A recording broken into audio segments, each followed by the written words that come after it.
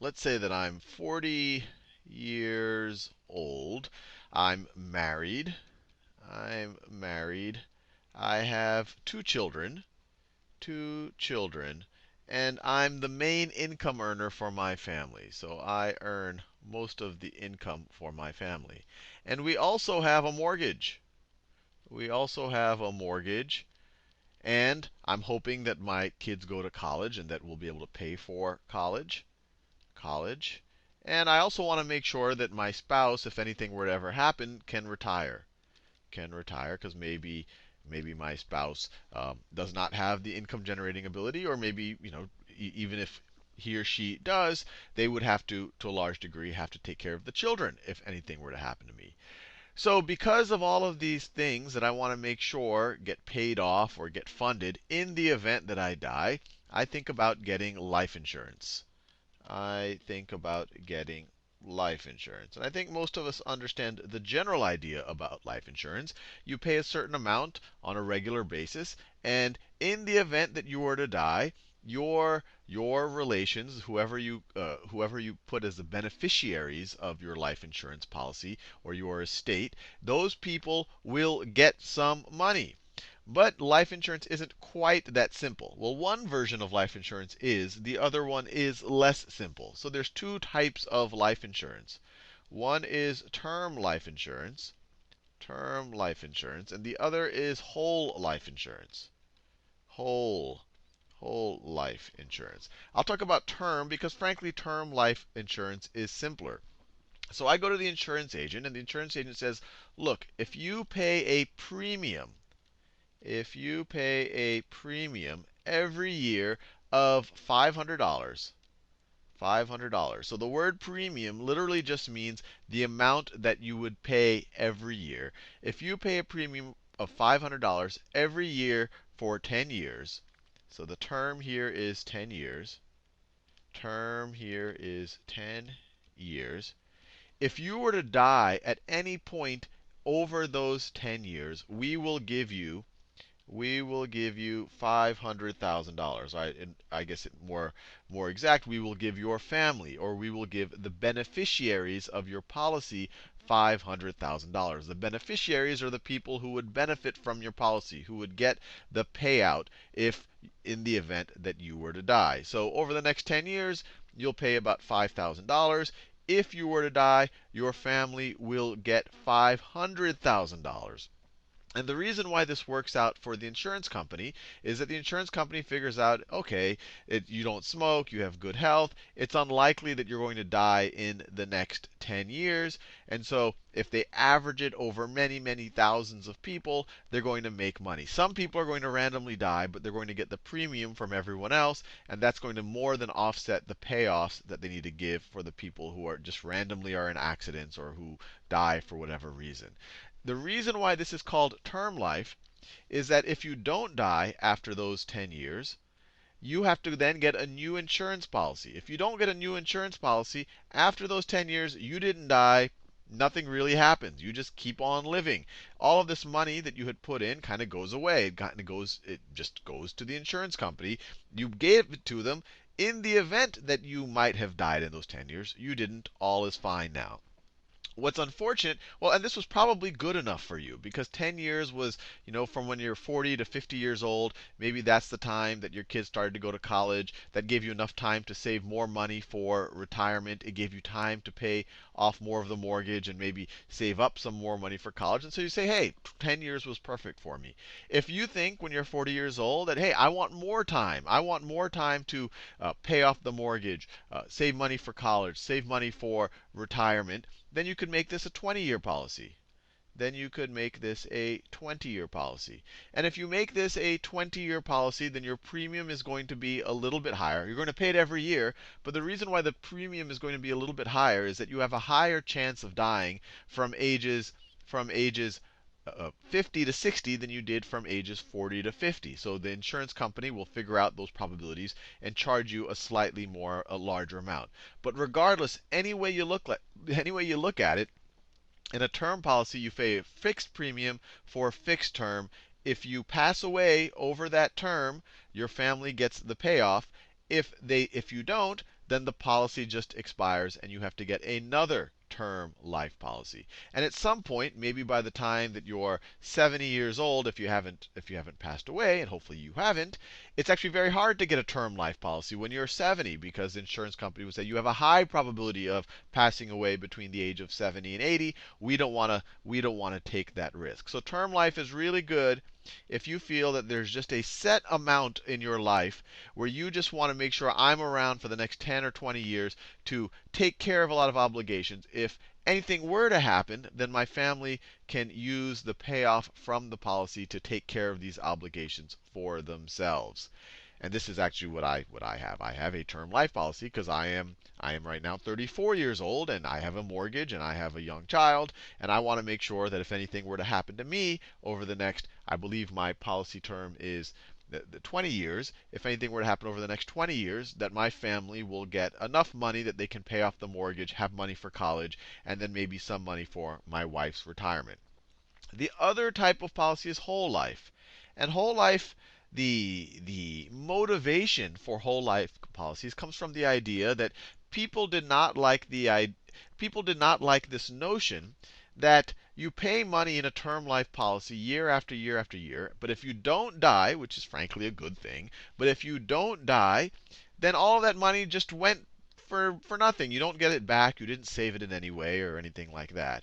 And the other issue is that a term life is only valid for a certain term, 10 years, 20 years, whatever it might be. Some people want the idea that, hey, I want to keep paying a premium my entire life, and when I die, and for all we know, all of us will die, when I die, there will be a payoff. So if I'm 40 years old, I might be paying that premium for the next 40 years, but when I'm 80, and if I pass away at 80, my family will still get something for all of this insurance that I paid.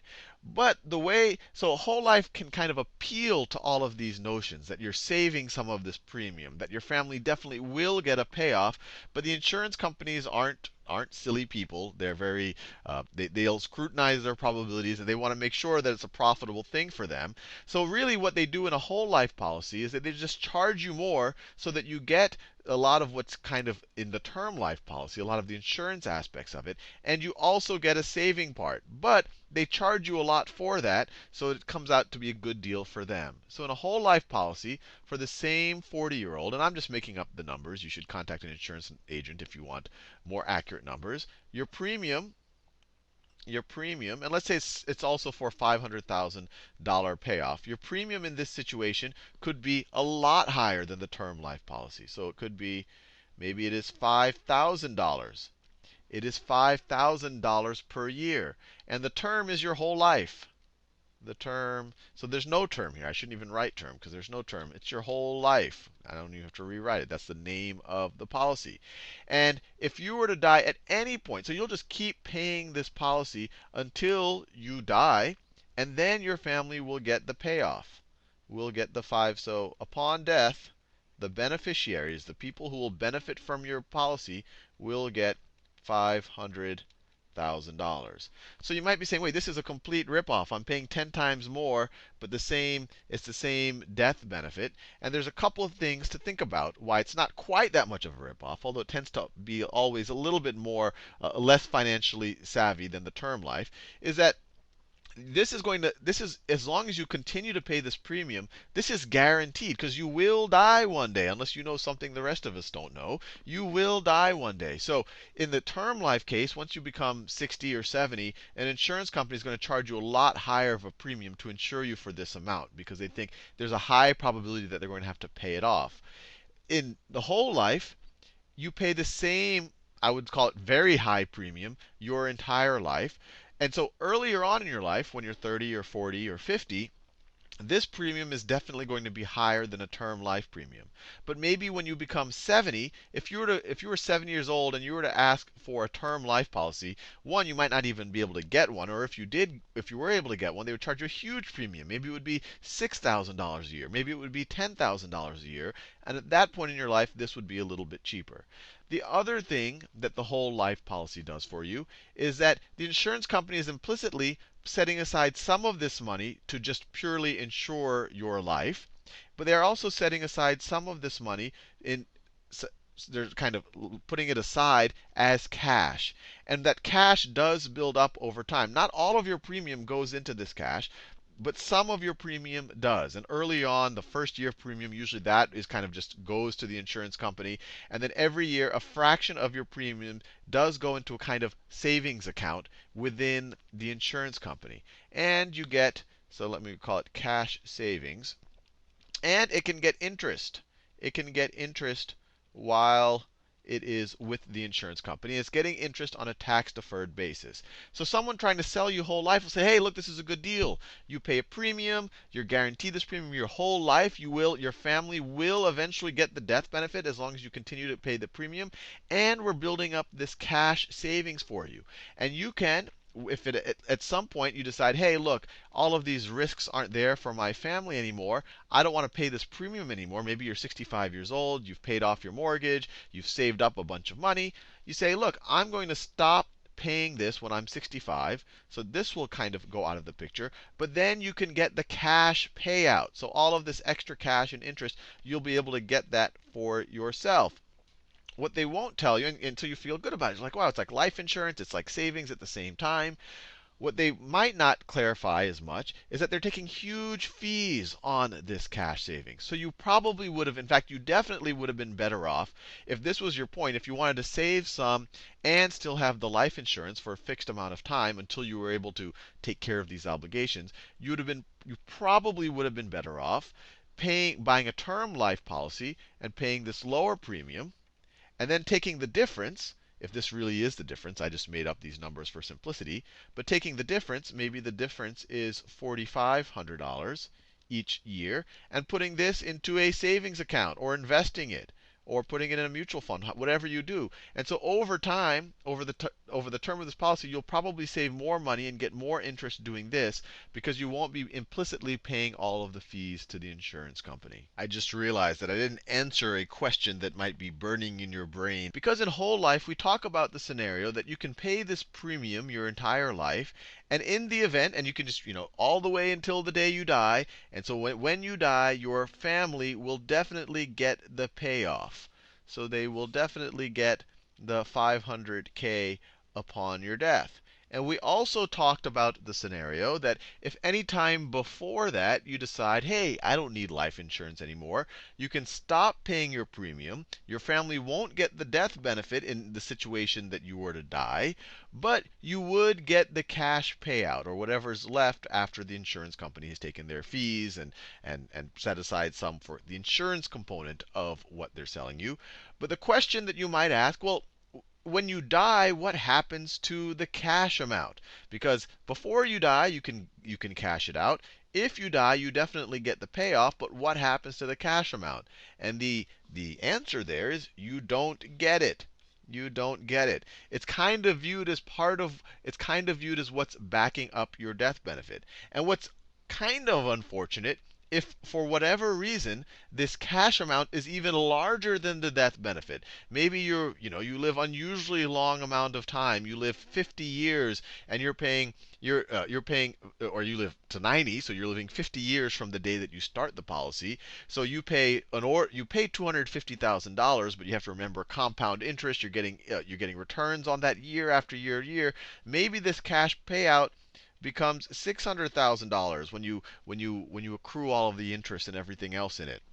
Regardless of that fact, although this would be kind of a silly thing for you to do, regardless of that fact, if you were to die, your family would only get the $500,000, which really makes you ask the question, if you know that your cash payout is larger than the amount that is going to be paid off if you die, the best thing is to just stop paying the premium and get the cash payout and give that to your family rather than waiting around to die. Because this is worse in two ways. One, you die, and in the second way, you're actually getting less money. But just to answer your question, in the event of your death, your family does not see they don't see the savings portion. They only get this payout right over here.